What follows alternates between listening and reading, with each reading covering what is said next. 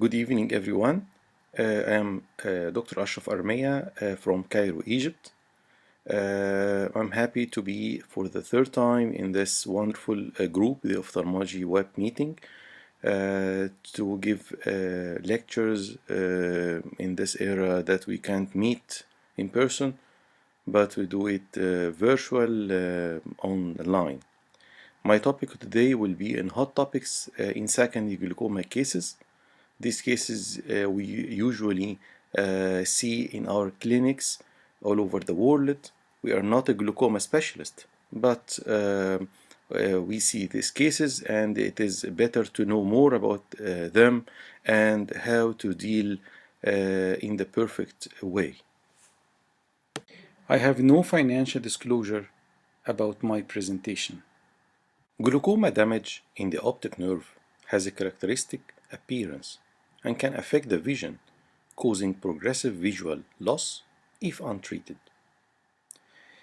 But in secondary glaucoma usually occurs where there is an underlying ophthalmic or medical condition that predisposes to the development of high eye pressure, high intraocular pressure. This is the normal way of the aqueous from the posterior chamber from the trabecular meshwork from the posterior chamber to the anterior chamber through the angle in the anterior chamber. This is the normal flow of the aqueous humor in the eye. Very important to know, in secondary glaucomas there is some form of impairment of the aqueous flow with an indefinable underlying cause. There may be a disorder present locally in the eye, a general disease, or the use of medication which is or has been the cause or contributory cause of raised eye pressure.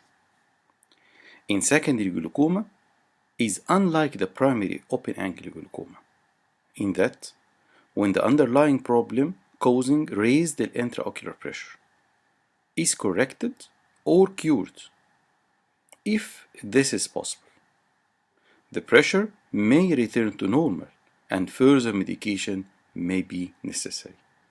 Very important to know that the optic nerve damage has already occurred and the visual field damage already exists, cannot be reversed, but should stabilize when the pressure is normalized. You should know this, and all the patient should know their situation well.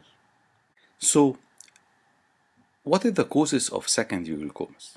There are a lot, but I'm going to stress on three. Either it's pigmentary dispersion syndrome and pseudoexfoliation, iatrogenic, inflammation in the eye, uveitic glaucoma, lens-related problems, corneal disease and corneal surgery, bleeding inside the eye, raised episcleral venous pressure, or tumors. But I'm going to stress on three main causes: trauma, secondary glaucoma after vitreoretinal procedure, neovascular, which is newly formed blood vessels. I showed these three topics because they are very important and can be missed easily during our practice. The first is the trauma-induced glaucoma. Glaucoma is a variable complication, but in trauma, you should think about it. The 6 months incidence of developing post-traumatic glaucoma can be as high as 3.4% and 2.7% after blunt and penetrating ocular trauma, respectively. Traumatic glaucoma can be related to iris angle trauma, hyphema in the anterior segment, lens dislocation and subluxation, rupture, and tears of the non-pigmented epithelium of the ciliary body, along with the retinal detachment causing IOL fluctuations, the Schwartz-Matthau syndrome. Trauma-induced glaucoma, the angle trauma, the most common injuries after blunt ocular trauma, as iridodialysis, cyclodialysis, and angle recession. studies have demonstrated that more than 60% of eyes with trauma have some degree of angle trauma. Very important to know this.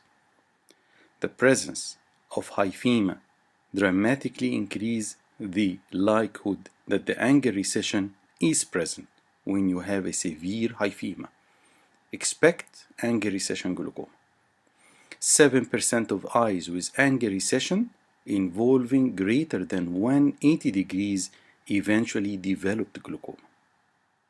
Angle recession is a tear between the circular and the longitudinal ciliary muscles, which manifests clinically as a widening of the ciliary body.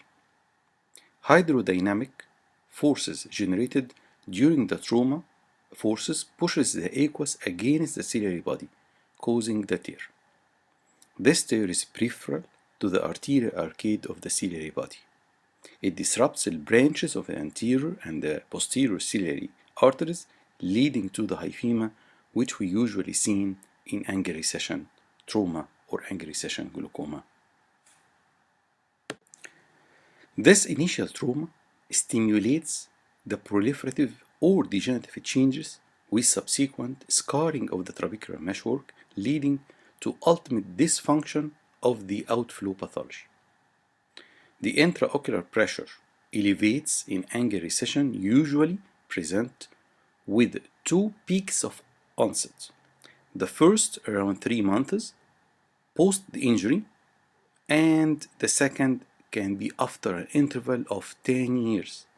So you should put in your sheet that this is a trauma and you have an hyphema expecting angle recession glaucoma. Every time the patient comes to you, you should look for this and meticulous measurement of the intraocular pressure, and you should tell the patient that he should follow up at least 10 years.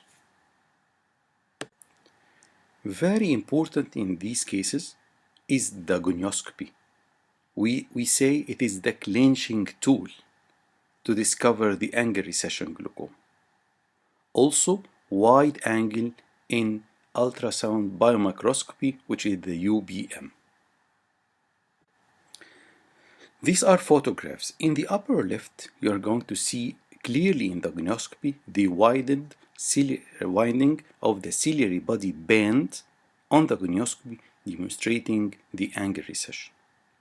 In the upper left, large cyclodialysis cleft on gonioscopy. And the lower, the bottom, this is the picture of the UBM where you are seeing how the angle is so widened in the angle recession glaucoma post-trauma. So what can we do for these cases? Prostaglandin is the better anti-glaucoma drug for these patients, which can efficiently depress the intraocular pressure.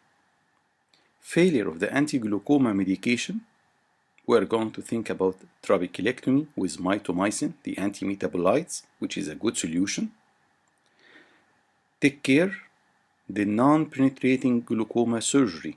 The trabecular surgery is not fit for these patients because of the severe damage of the trabecular meshwork.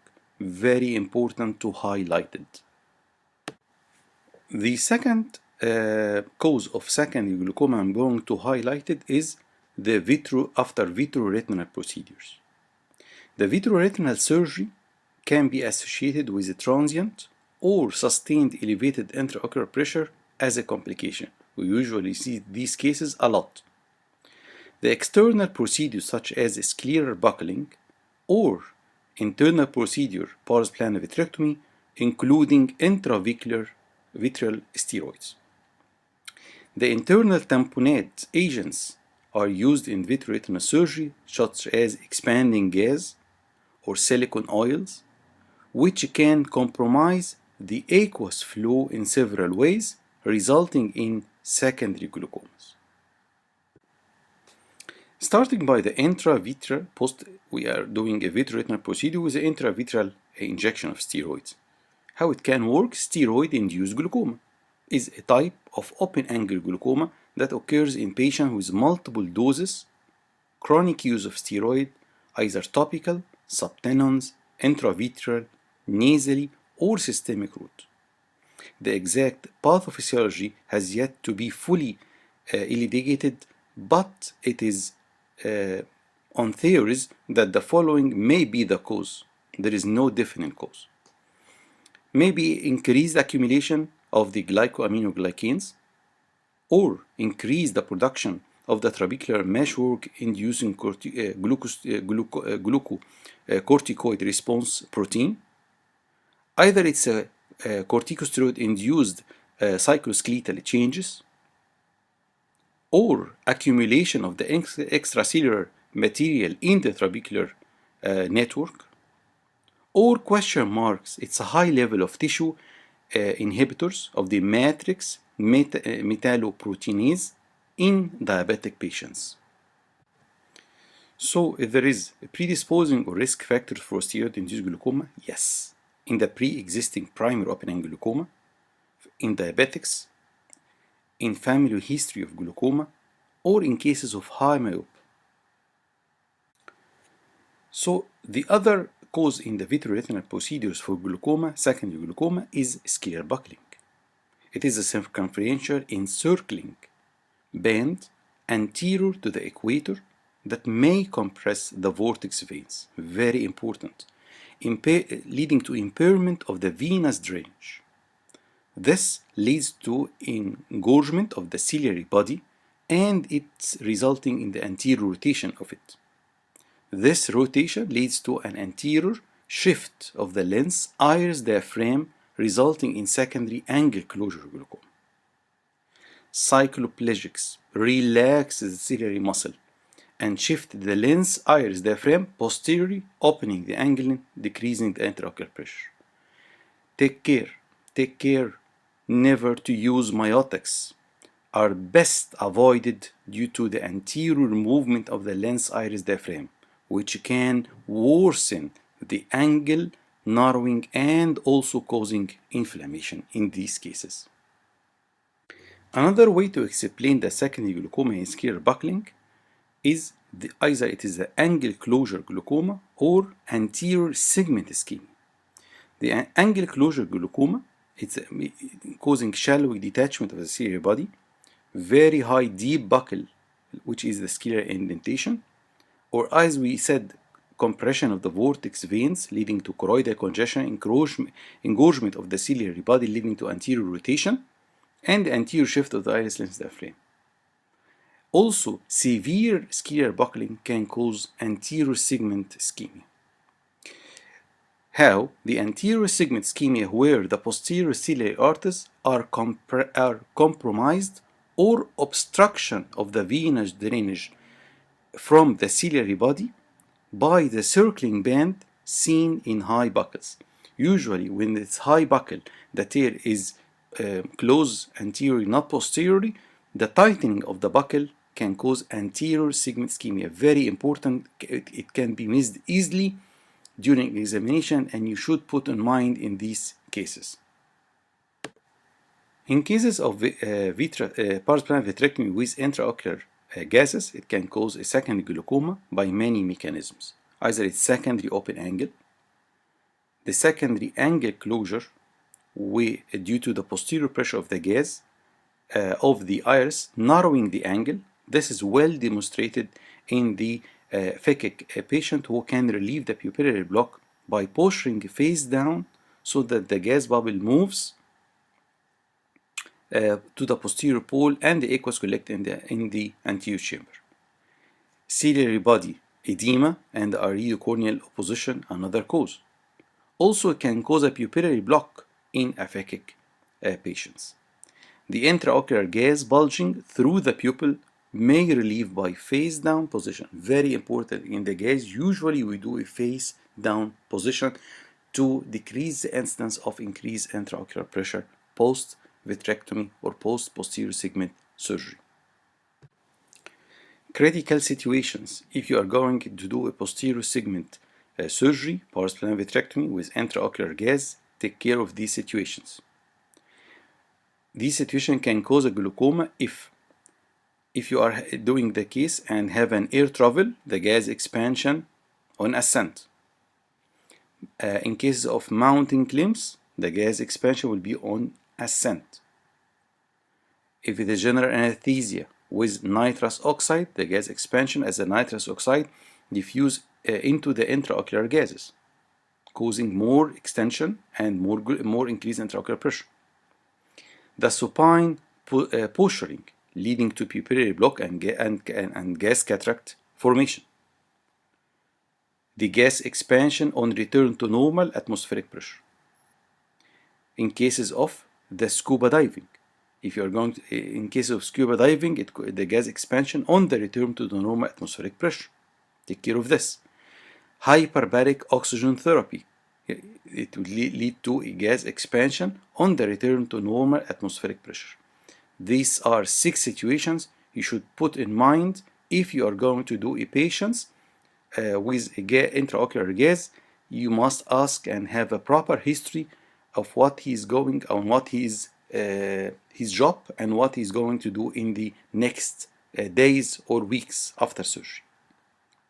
The third cause of glaucoma in vitreoretinal procedure, if you are going to inject a silicone oil. These cases, usually we see it a lot during our practice. The complication due to glaucoma appears with silicone oil varies from 3 to 40% of cases. The incidence of silicone oil induced glaucoma from silicone oil study reported was about 88% of cases. The incidence of secondary glaucoma with intraocular silicone oil use range from 2.2 in 6 months, in the first 6 months, to 56% in the 8 months. So therefore, the longer that the oil is present in the eye, the more likely you're going to produce a secondary glaucoma.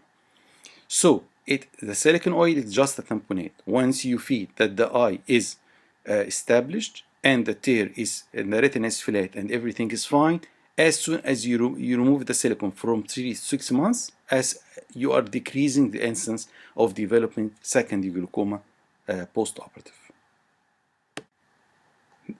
What is the mechanism of secondary glaucoma from silicone oil? A lot of causes. It's closure of the peripheral iridotomy by the fibrin, blood, or residual capsule. Usually do a peripheral iridectomy, the lower inferior, or pupillary block in cases of aphakic, pseudophakic, phakic with subluxated lenses.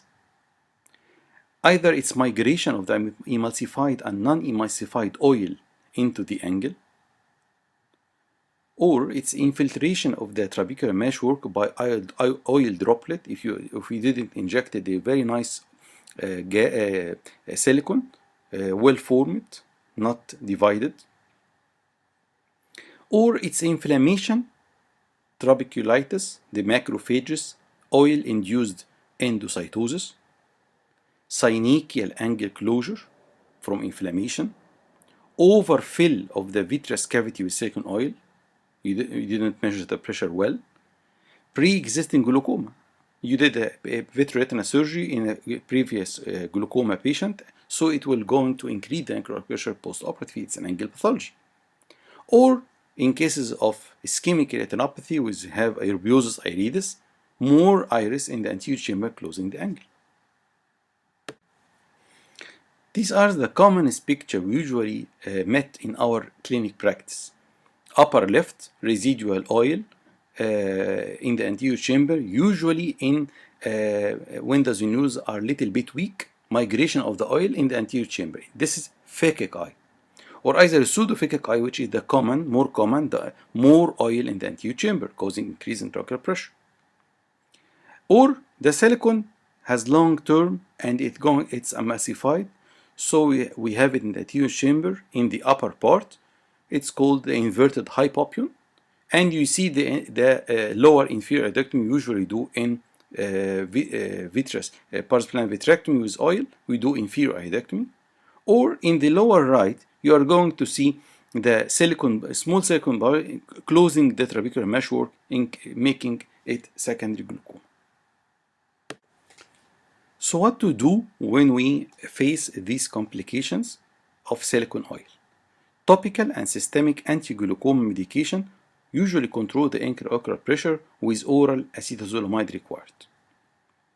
If it's large bubble, removal of the silicone oil alone do not allow to achieve normal intraocular pressure. But with the ROSO and the medical therapy can lower the intraocular pressure. Trabeculectomy, you can either, if it's not controlled, you can do trabeculectomy with mitomycin C. Or you can do valve operations, which is the anterior chamber tube shunts, or transscleral cytocoagulation. But early removal of the silicone oil 6 to 12 months has been noted to have reduced the risk of glaucoma, secondary glaucoma. As I said, as early as you can remove the silicone oil and you are sure that the posterior segment is okay, the retina flat and the tear is okay, and there is no low instance of redetachment, as much as you can remove the silicone oil early, from 3 to 6 months, you are reducing the instance of the risk of secondary glaucoma. The last cause of secondary glaucoma I'm going to stress on is the neovascular glaucoma. It's a severe for the secondary glaucoma due to the invasion of the anterior chamber by fibrovascular membrane from the widespread of the posterior segment ischemia, initially obstruct the aqueous outflow in an open angle fashion, and later contracts to produce a secondary synechial angle closure glaucoma. You must know that the full-blown picture of neovascular glaucoma is characterized by iris neovascularization, a closed anterior chamber angle, and extremely high intraocular pressure with severe ocular pain and usually poor vision. These are the typical pictures of neovascular glaucoma post. It can happen as a secondary glaucoma in phakic eyes. Usually in the anterior chamber, you're going to see huge new vessels in the anterior chamber, and with the angle, you're going to see the vessels obscuring the angle, raising the intraocular pressure. So what the causes of neovascularization? A lot of causes. Either it's a retinal ischemia and diabetic, central retinal vein occlusion, central retinal artery occlusion, branch artery, combined retinal artery obstructions, a lot of retinitis pigmentosa, Leber's congenital, or either it's a radiation from a photoirradiation or external beam, or tumors like choroidal melanomas or RNS melanomas, retinoblastomas, or inflammatory diseases, either it's Vogt-Koenigsegg disease, or like uveitis, chronic uveitis, and Behçet disease, or surgical causes as a carotid endoidectomy or cataract extraction, or pars plana vitrectomy, or it's either extraocular vascular causes, either it's a carotid artery obstruction disease, either it's a carotid cavernous fistula, internal carotid artery occlusion, giant cell arthritis. All these can cause neovascularization and lead to neovascular glaucoma. Neovascular glaucoma classically carry the poor prognosis in most of the cases of secondary glaucoma, typically ending up with a severe loss of vision. So, in these cases, as early diagnosis of the disease or identification of the underlying cause, as early you can lead to immediate and aggressive treatment, you can have more better visual outcome. So early diagnosis, immediate and aggressive treatment can save part of the vision of these patients. So what to do? A comprehensive therapy regimen for neovascular glaucoma that has the preservation of the visual function, as it is a core purpose. If you can see the fundus very well, it's complete heavy PRP, pan-retinal photocoagulation, is very important. Also, injection of anti-VEGF therapy can lead to shrunk of the neovascularization which is coming, the ischemia coming from the posterior to the anterior. For sure, anti-glaucoma surgery can be done. All these effectively control the intraocular pressure and retain a portion of the patient visual function. But I'm going to stress on two things. If you can see the fundus well, heavy, complete pan-retinal coagulation is a master key with the injection of anti-VEGF therapy.